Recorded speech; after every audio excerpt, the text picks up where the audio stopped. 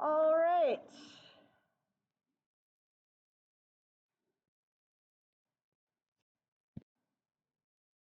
Oh, and this is, oh, I want that block. There we go. That's better. So this is decomposition. This is probably the easiest to predict the products and balance. Okay. So what you're going to be looking for is you're going to be looking to say, do I have just a compound? If I have a single compound as my reactant, that tells me that the reaction is decomposition.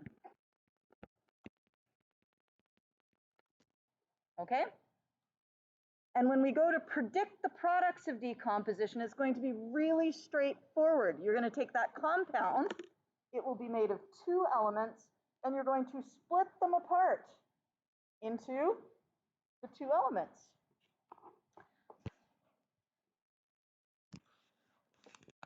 Three things to remember about the elements. Elements on their own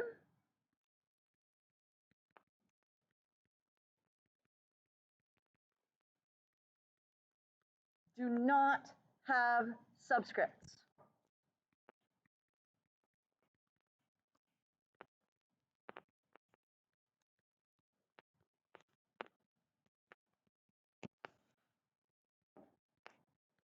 No subscripts, except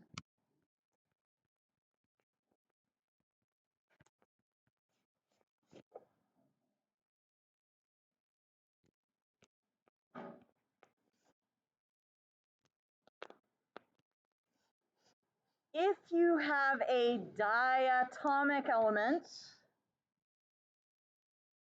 then you have to put the 2.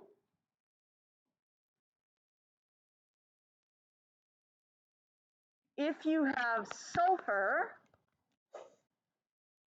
you have to put an 8. And if you have phosphorus, you need to put a 4.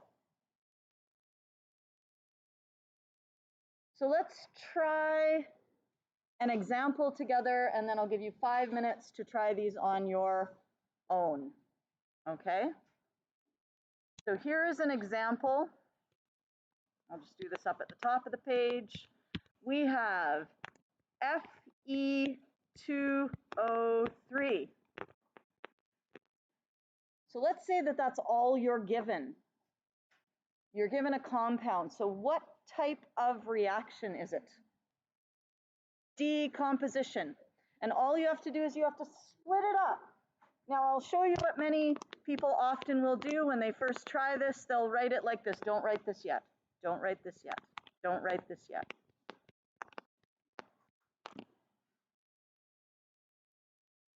Do we like that?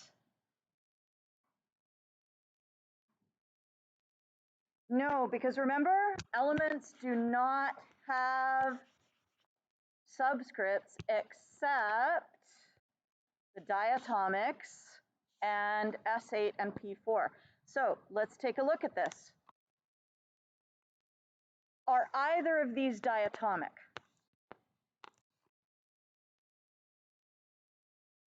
Yes. Oxygen is one of the diatomics, so it needs a subscript 2. How about iron, Fe? No, so it does not need subscripts, okay? Am I done with this reaction at this point? No, because I need to balance it. Can I balance it by changing the subscripts? No, I have to, instead I have to balance the equation using coefficients.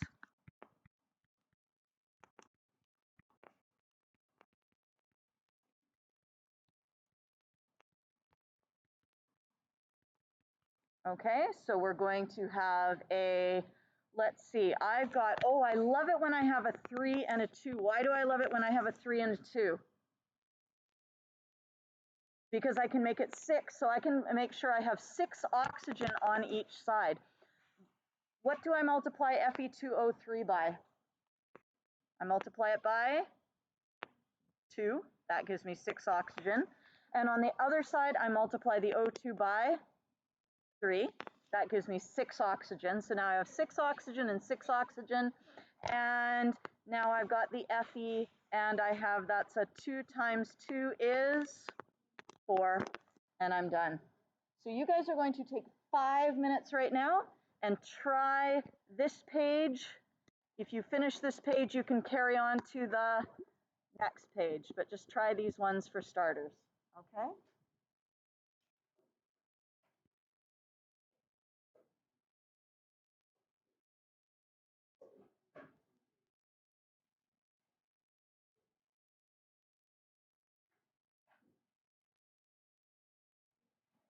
Okay, we are going to now move on. If you did not finish that, don't worry, you can do it for homework. We're going to go on to synthesis, which is on page 57, I think. Let's check. Page 57, 5-7. Okay.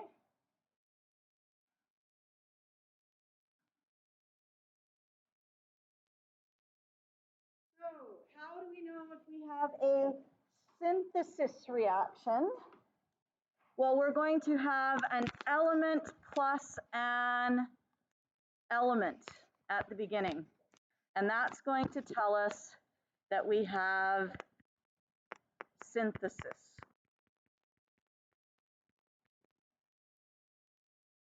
Now, I would like you at the very top of your page to write a star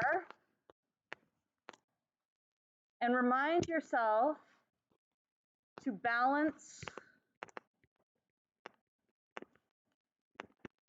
the charges in the compound.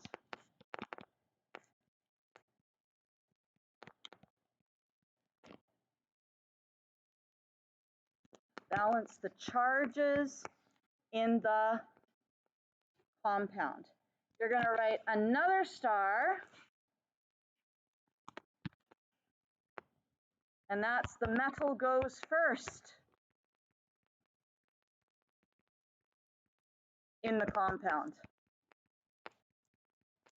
And if you can remember those two things, you will have no big problem predicting your products. And once you've predicted your products, you will balance by adding, what do we add to balance reactions? Coefficients, okay? So let's try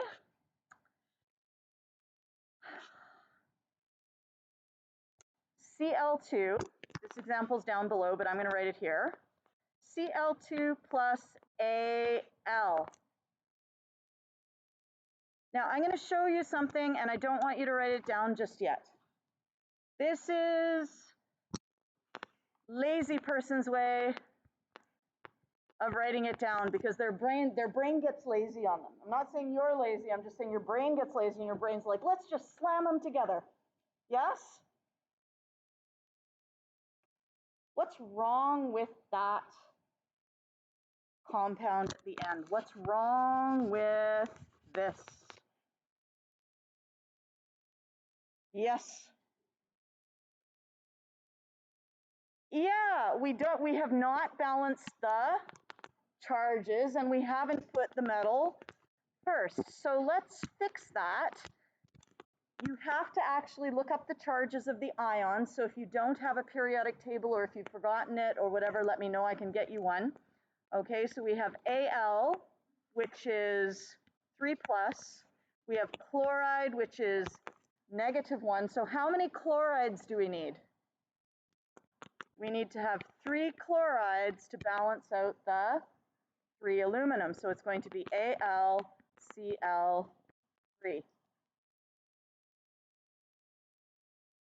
Once again, I'm seeing here that I have a 2 for the Cl and a 3 for the Cl. When I see 2 and 3 for an element, I think 6.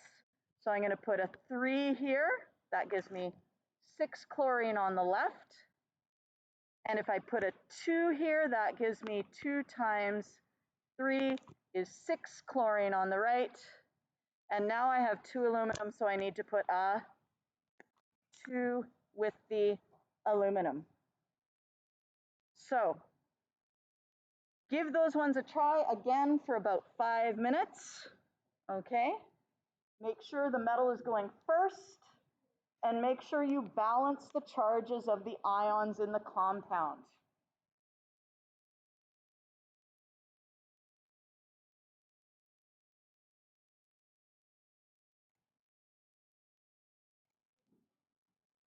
So we are now moving on to page 60, 60. And in order to do this, I'm going to give you a blue sheet. And if you're working ahead, you'll want this for the next one as well. So we have 1, 2, 3.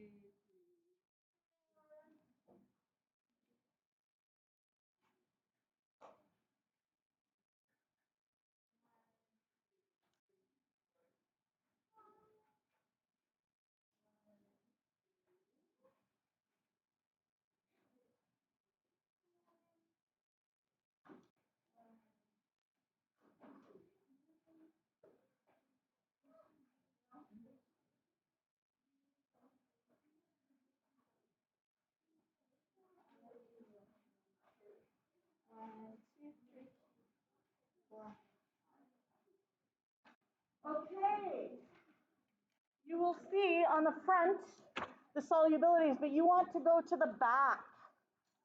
Okay, you want to go to the back because we are going to be looking at the activity series.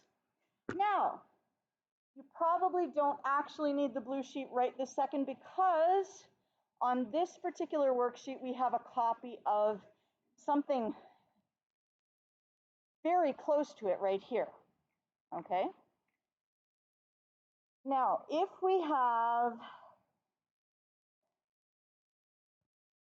you recall, there are 2 different types of single replacement. What are the 2 types of single replacement? Single replacement metal, where you have an element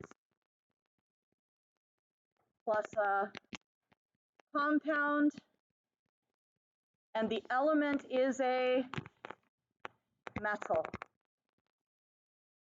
You also have single replacement non-metal,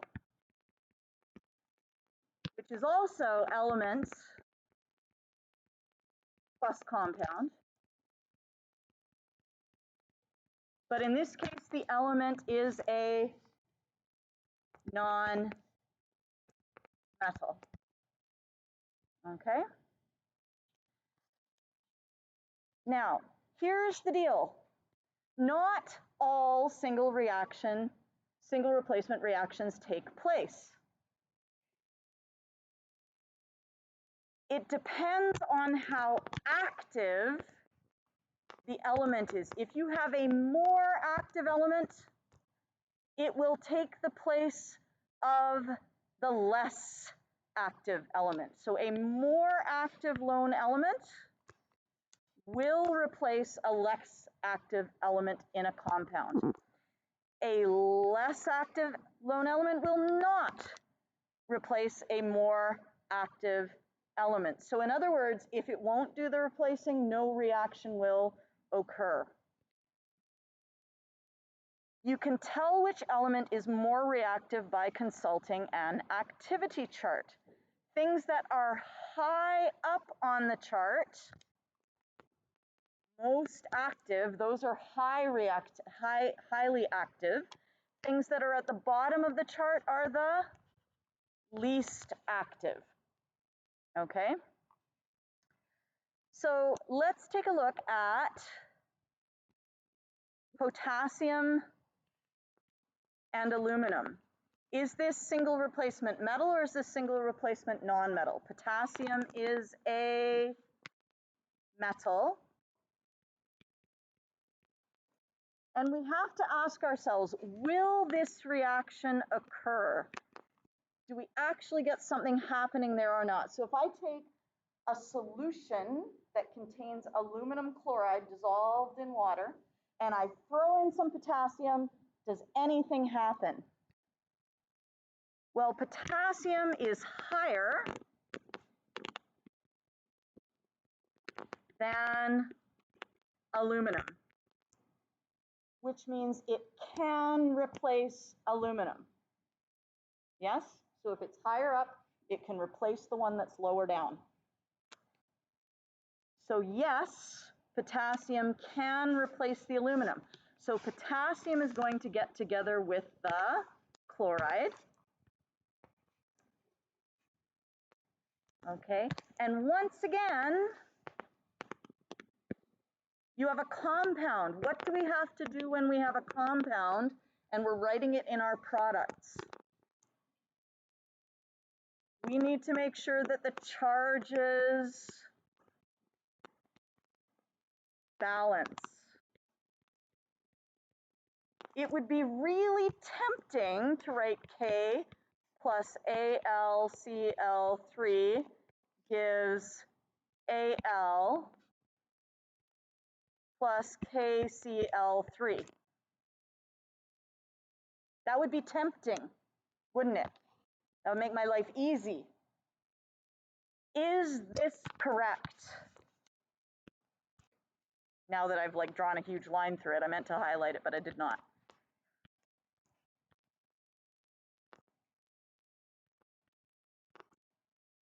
Is that okay? Is it okay to have KCl3?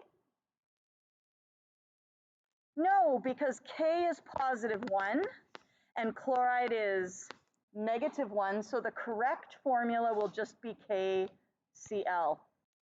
Okay, so now once we have all of that, we can look and say the only thing that's not balanced is the Cl. I have 3 Cl on the left. That means I need to have 3 Cl on the right. But that also means that I have 3 potassiums. So I need to put 3 potassiums here.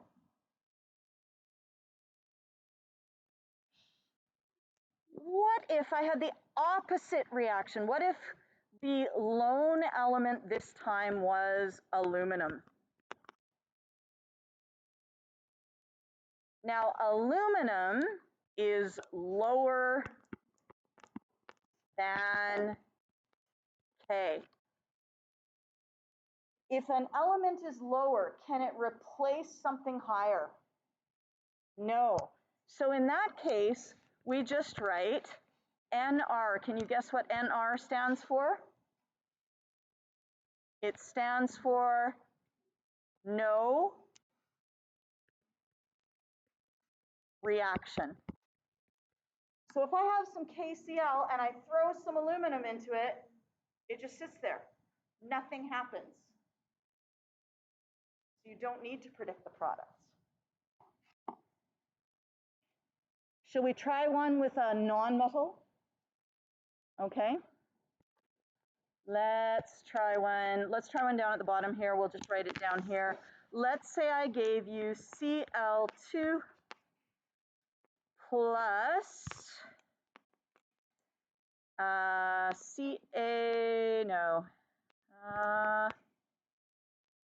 sure, CaO, why not? And you'll want your blue sheet for this one, because I don't think O2 is on your other sheet.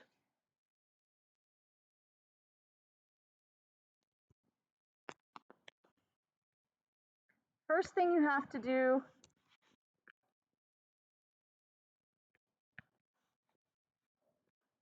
is you say, is the element a metal or a non-metal?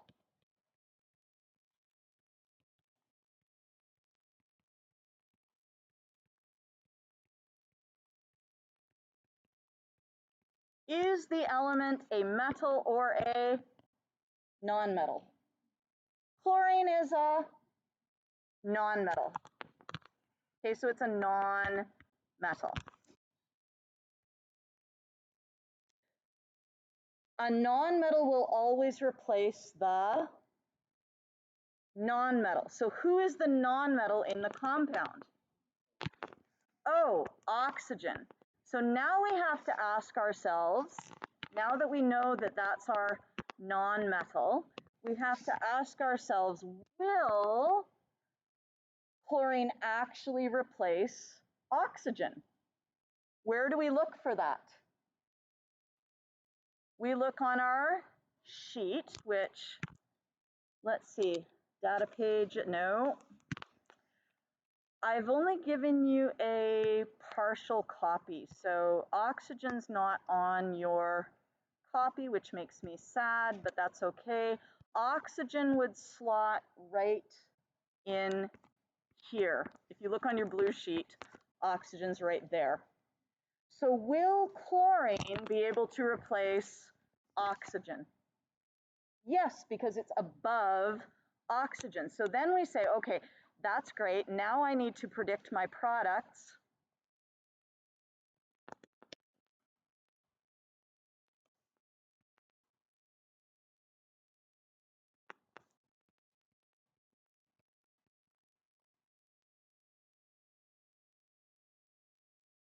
Dear God, I hope you're not just writing this down.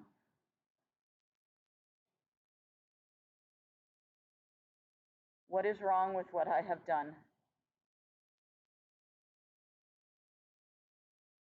Yeah, I put my two nonmetals together. I need to take my nonmetal and replace the nonmetal. So who's getting kicked out? Who's the lone element now? Oxygen. And who's going together in the compound? Cl2Ca, right? What's wrong with that? Just like in the synthesis, you have to make sure who goes first? The metal must go first in the compound. Okay, so the metal has to go first in the compound. And you also have to make sure that you balance the charges in the compound.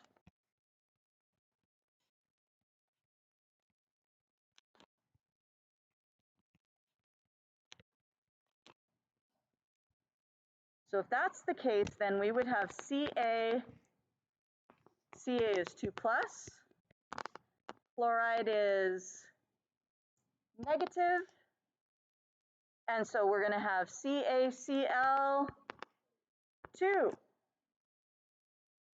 Am I done? No, because what do you know about oxygen? Oxygen is diatomic when it's on its own. So I need to have a 2 there. So you need to check, is your element a diatomic? If it's not, just leave it. If it is diatomic, it needs a 2. If it's sulfur, it needs an 8. If it's P, it needs a 4.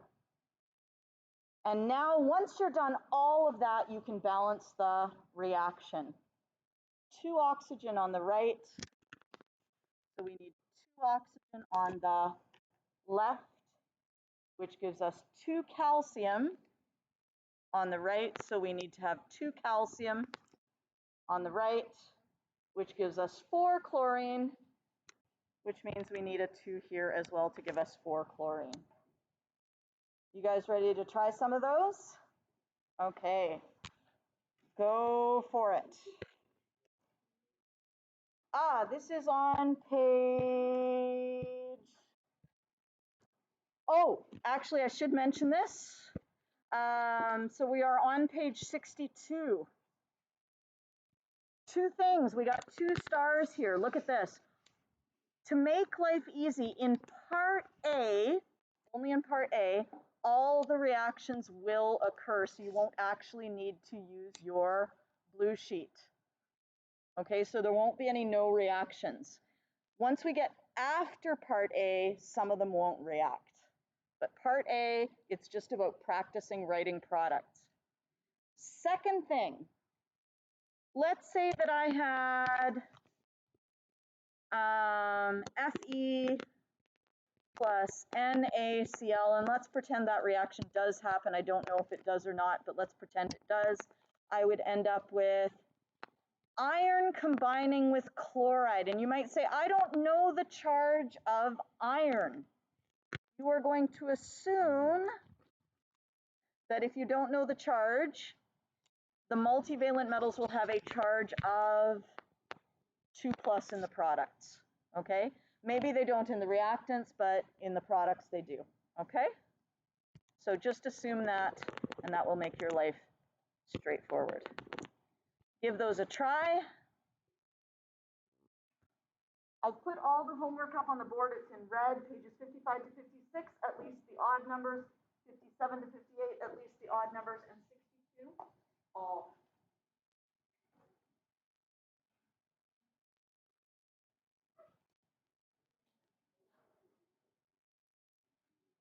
Ooh, that would be a 2 there.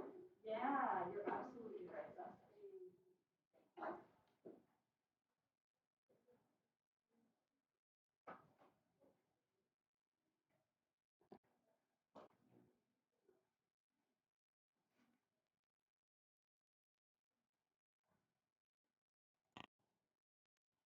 Well, we're going to half learn it. So this is on page 38.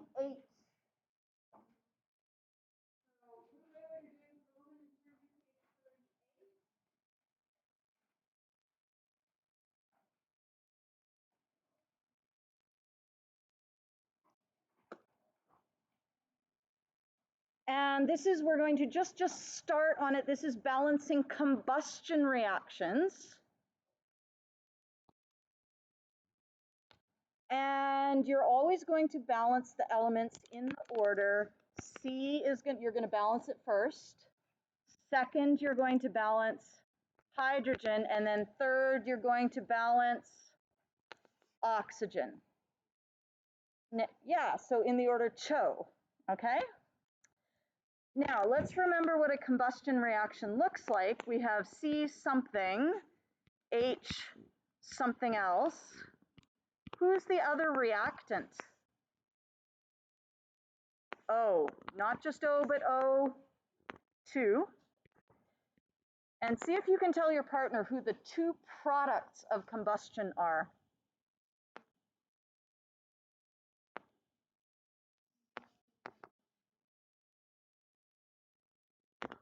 CO2 plus H2O. Okay, so that is a combustion reaction. And you can see that oxygen is a lone element.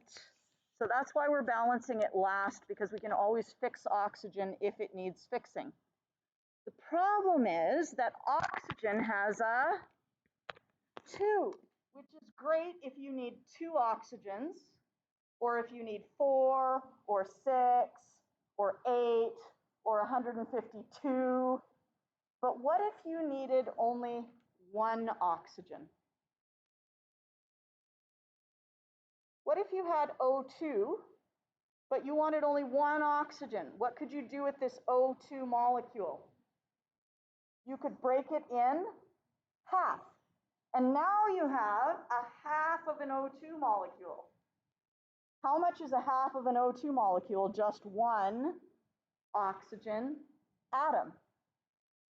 Can I get a volunteer to come up here and be another oxygen molecule with me, please? Quickly. Thank you. Okay, awesome. Come on up here. I could not get anyone in my first period class to do it. I yelled at them. Okay, so you are also an oxygen molecule, okay? You're going to hold your hands up like that.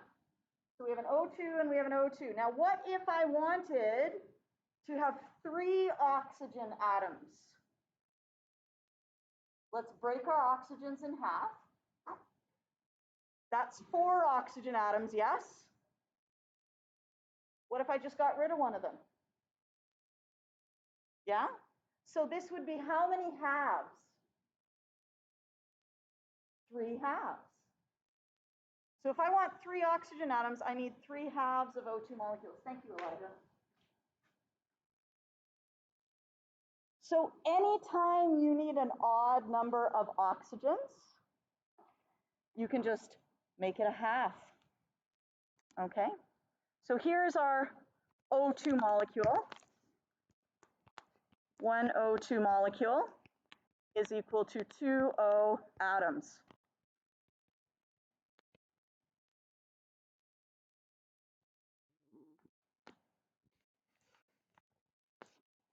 But here we've broken it in half. So this is a half of an O2 molecule. And that's equal to how many oxygen atoms? 1 oxygen atom, if I consider only that one half.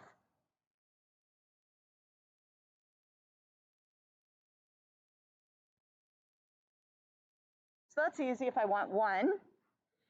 If I want to have 3 oxygen atoms, I have a half of an O2, and I have another half of an O2, and I have another half.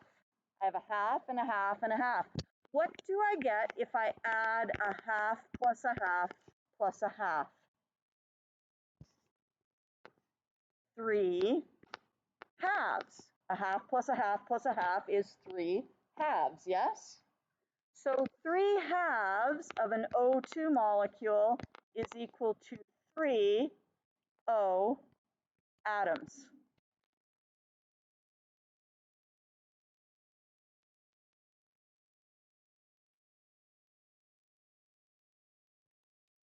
Now what if I wanted 5 O atoms? 1, 2, 3, 4, 5.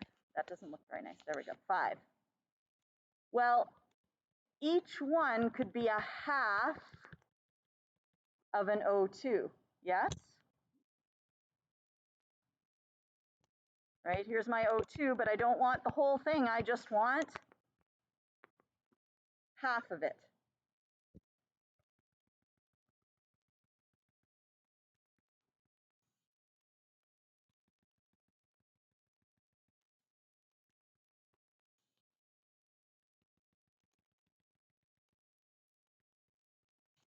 So if I take a half plus a half plus a half plus a half plus a half, how many halves do I have? I have 5 halves. So 5 halves of O2 is equal to how many O atoms? 5 O atoms.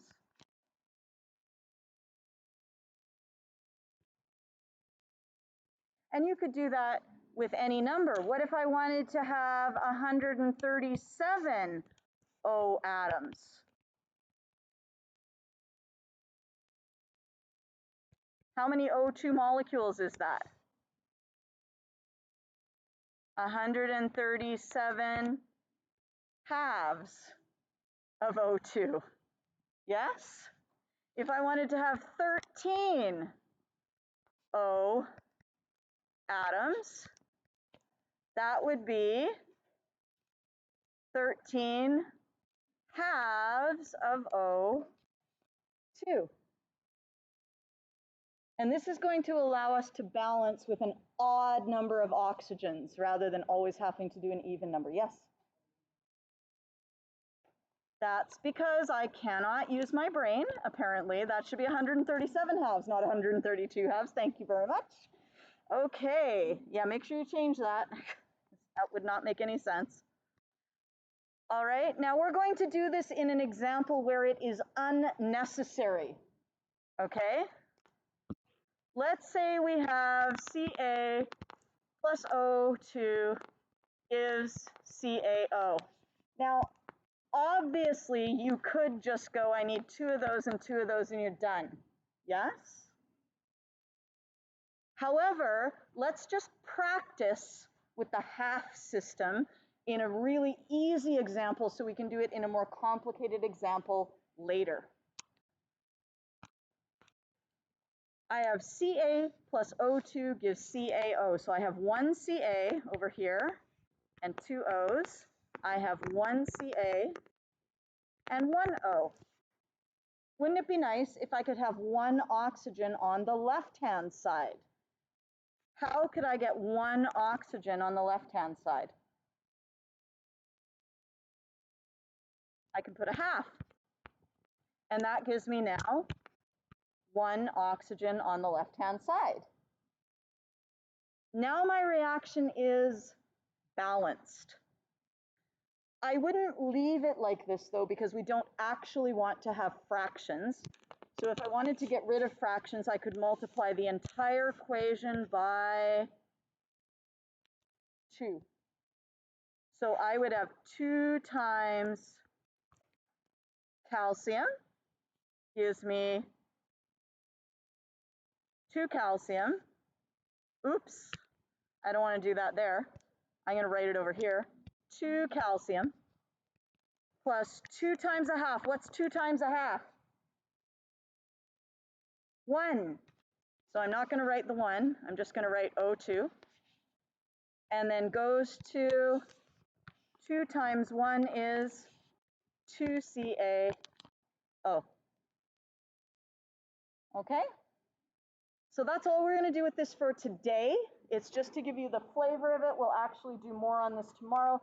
If you want, if you're bored and you want to work ahead, I'm sure you can probably apply this.